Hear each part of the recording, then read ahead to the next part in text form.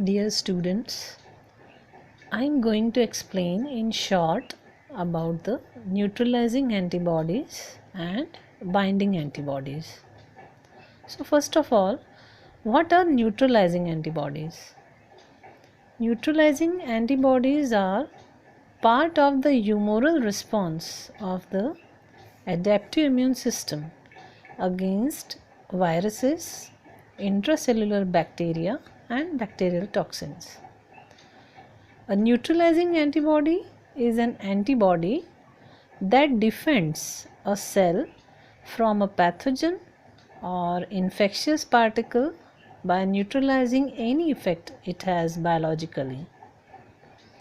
Virus particles and intracellular bacteria use molecules on their surfaces to interact with the cell surface receptors of their target cells, which allows them to enter the cell and start their replication cycle.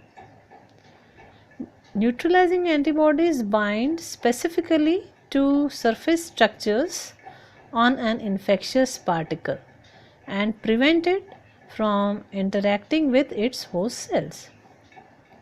Neutralizing antibodies can inhibit the infectivity by binding to the pathogen and block the molecules needed for cell entry.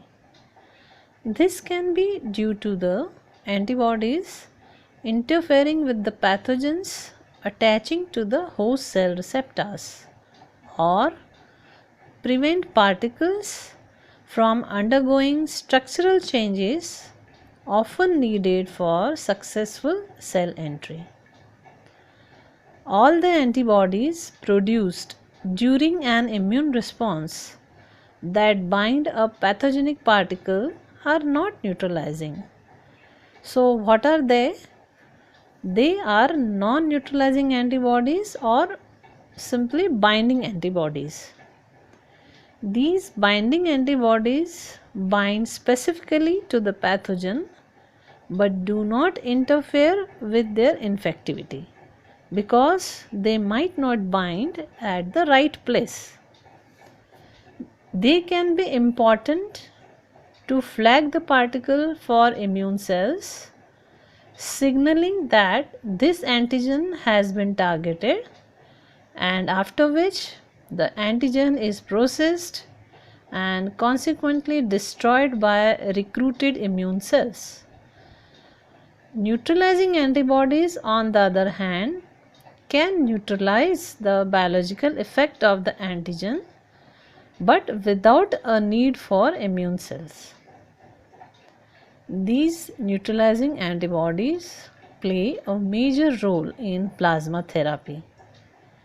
Patients who have recovered from any disease with a high neutralizing antibody titer may be a valuable donor source of convalescent plasma.